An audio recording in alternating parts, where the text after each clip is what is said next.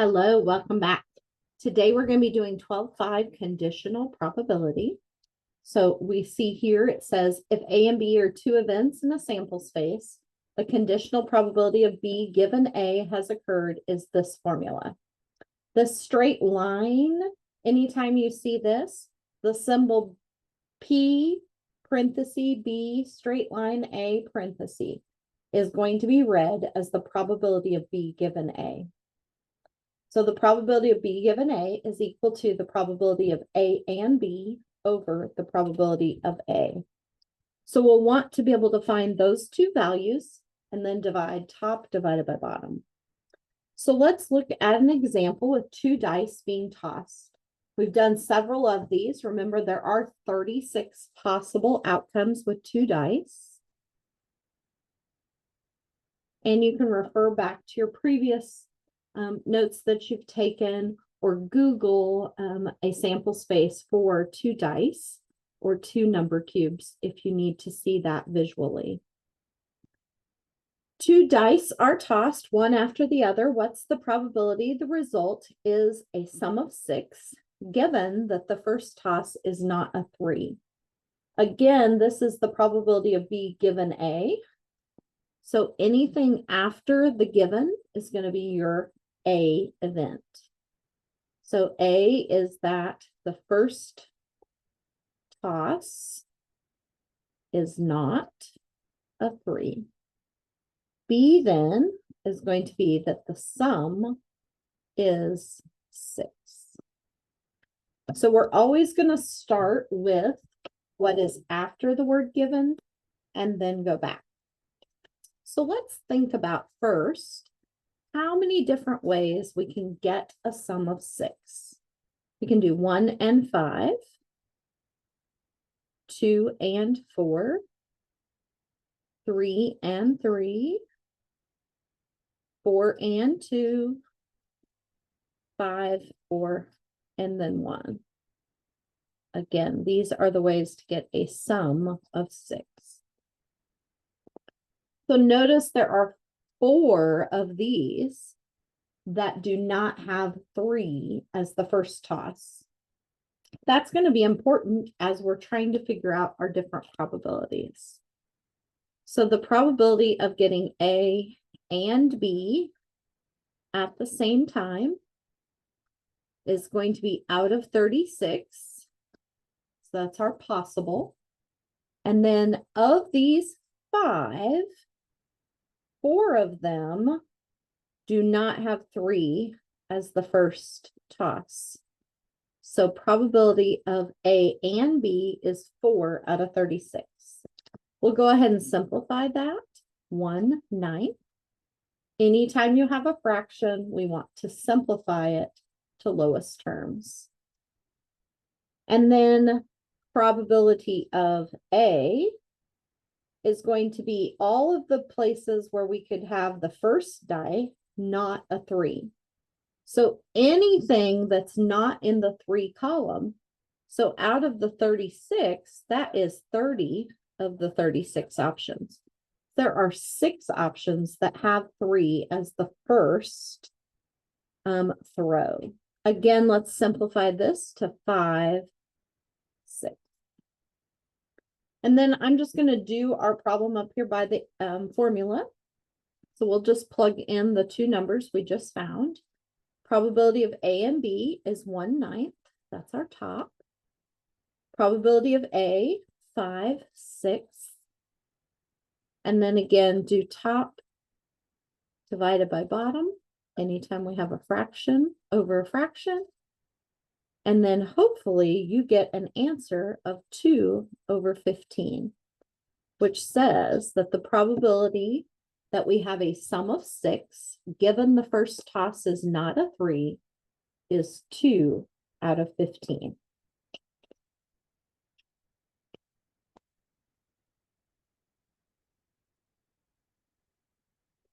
For our second part of today, we're looking at what's called the product rule. Product means to multiply. Product equals multiply. So this says that if A and B are two events in a sample space, the probability of A and B is equal to the probability of A times the probability of B given A. So notice up at the top, this is if we are trying to find the probability of B given A. Down here is if we're trying to find the probability of A and B, and we know the probability of B given A. So we just have different unknowns, but we're doing the same process. We're just going to do it in a different order. So we're going to be looking at cards for this next one. So remember, a standard deck of playing cards has 52 cards, 4 suits, 13 cards per suit. And so as we're looking at it, keep that in mind.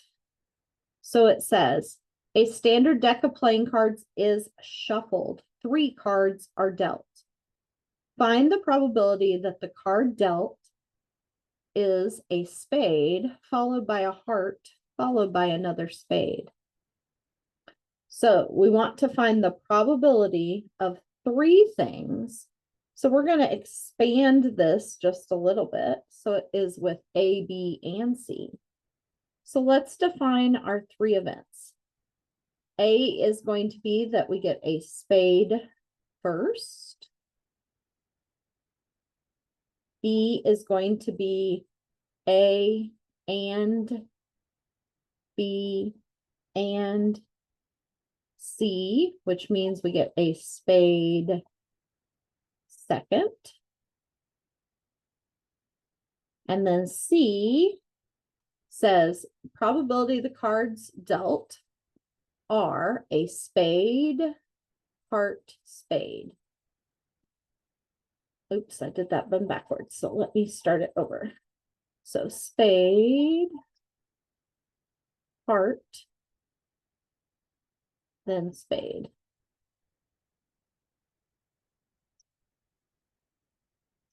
So B is our heart and C is our spade. I did that backwards, so sorry. All right, so our probability is going to be the probability of A times the probability of B given A. And since we have a third one, it'll be the probability of C given A and B. Because we are going to assume we get what we want. So let's do A first. How many spades are there in the deck?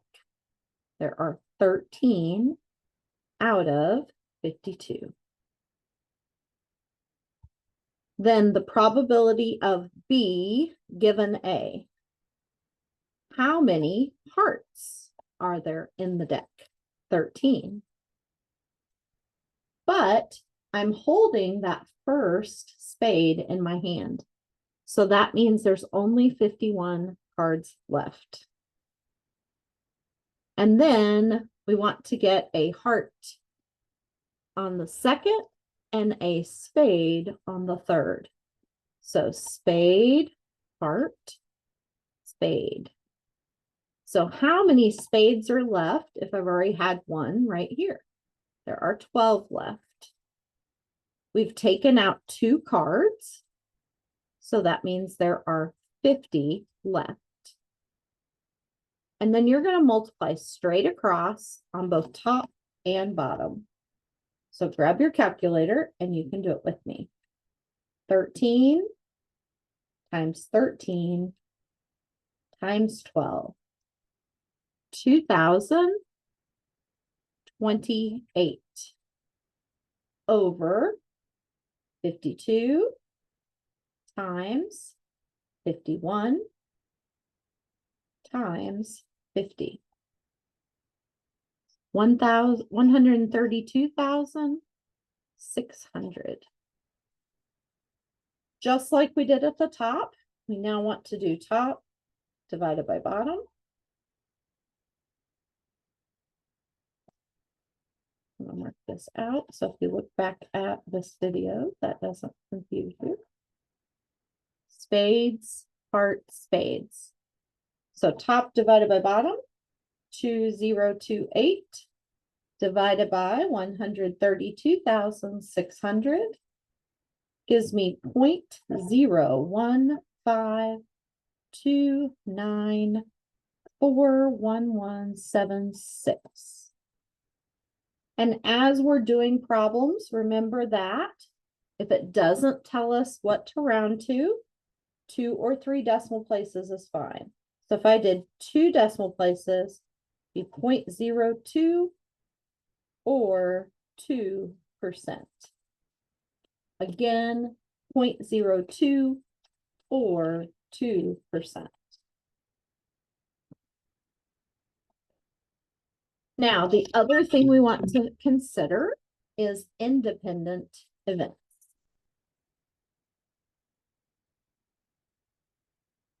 So in an independent events, it says if A and B are 2 independent events in a sample space, and the probability of B given A is equal to the probability of B, then A and B are called independent events.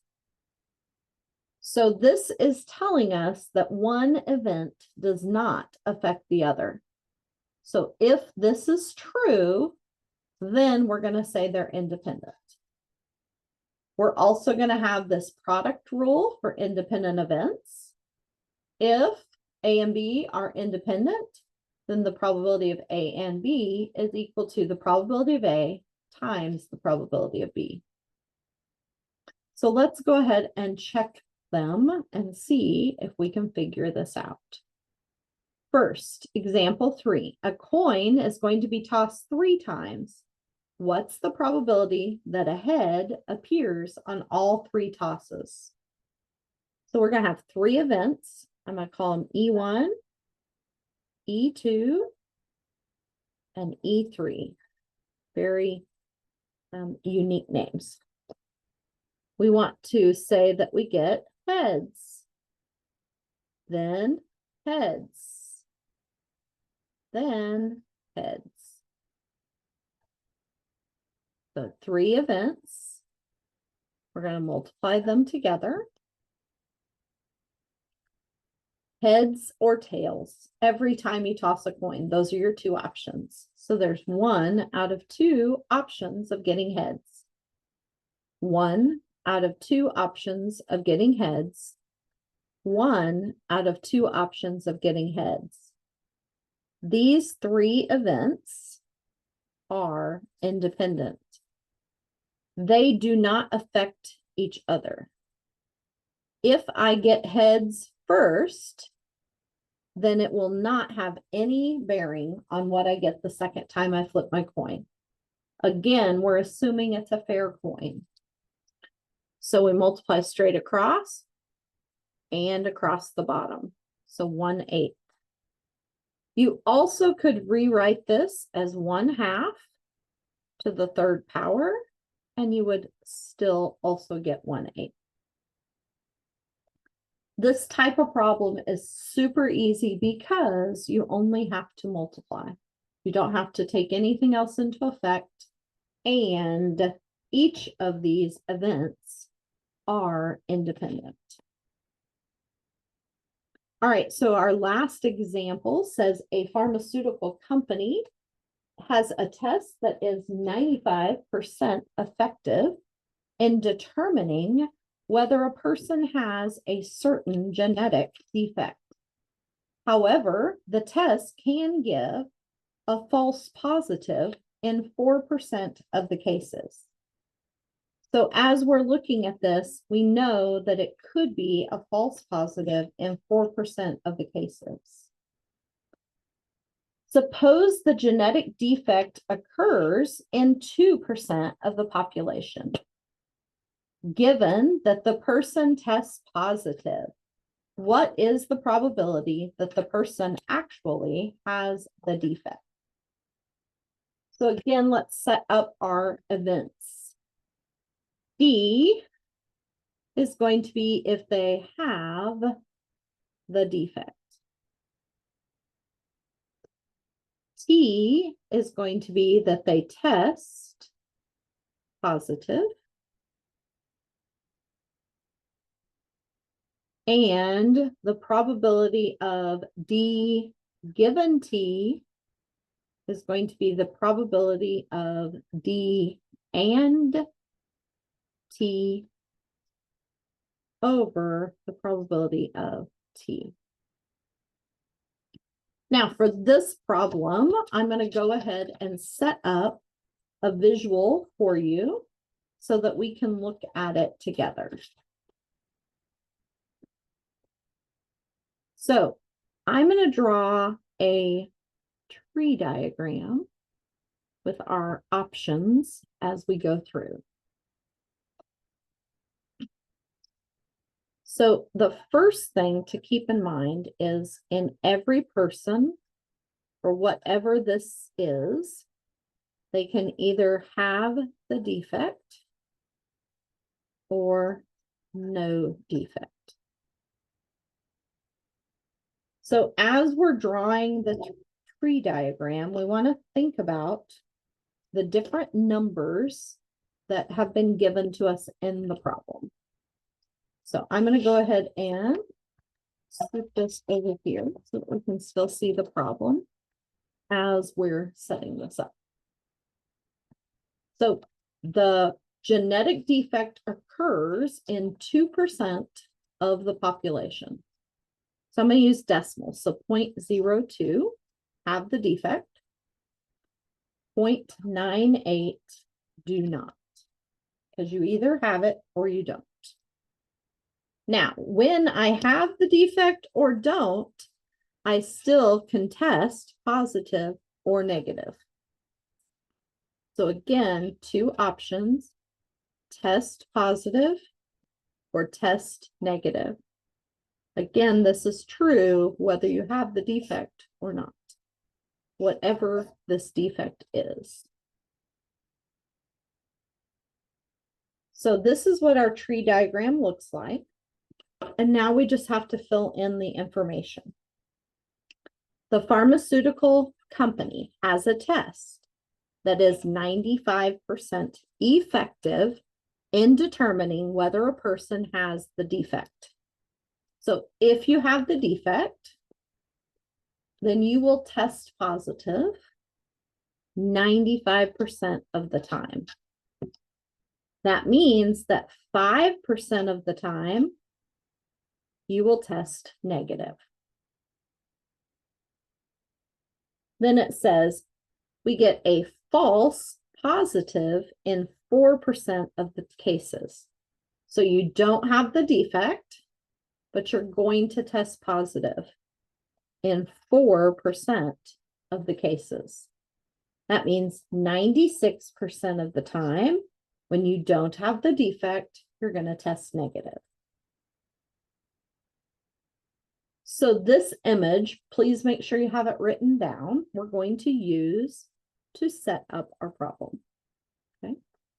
I'm going to go ahead and get rid of the problem and just have it there as well.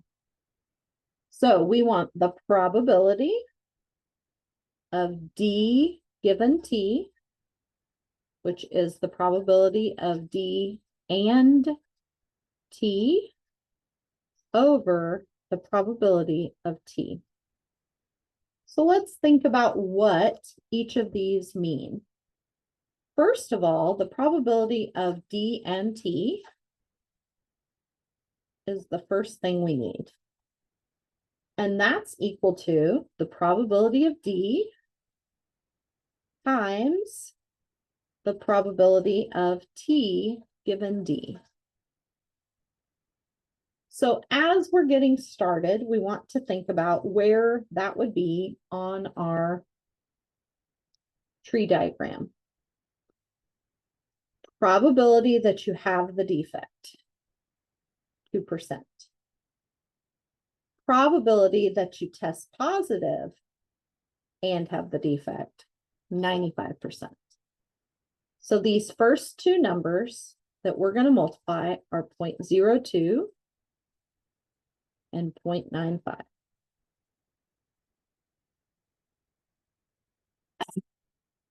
Smaller, so we can keep it on here longer. Grab your calculator. 0.02 times 0.95 is 0.019.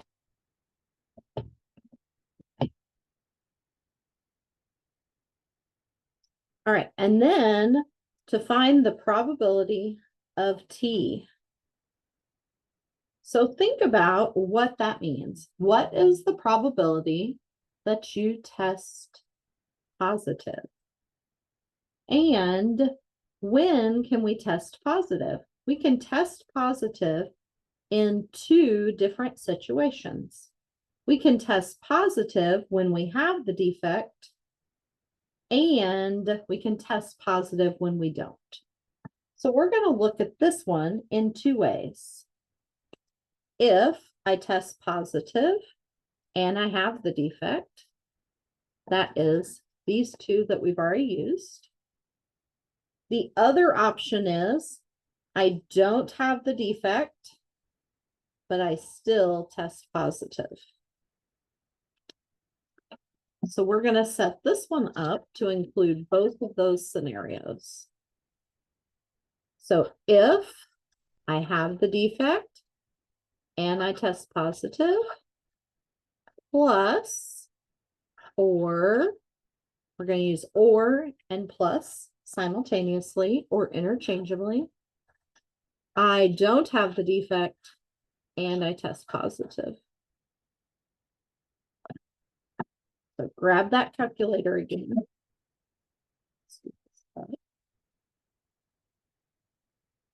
0.02 times 0.95 we just did, so that's 0.019 plus 0.98 times 0.04, 0.0392. And go ahead and add those two together. 0.019 plus 0.0392, 0.0582.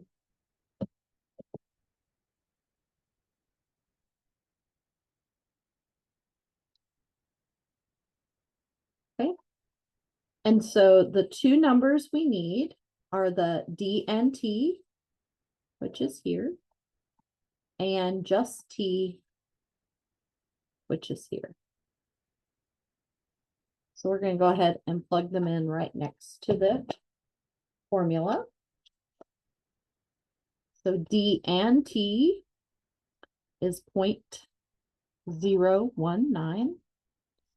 And then this one is 0.0582.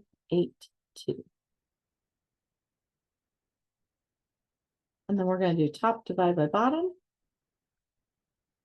I'm going to grab that calculator again.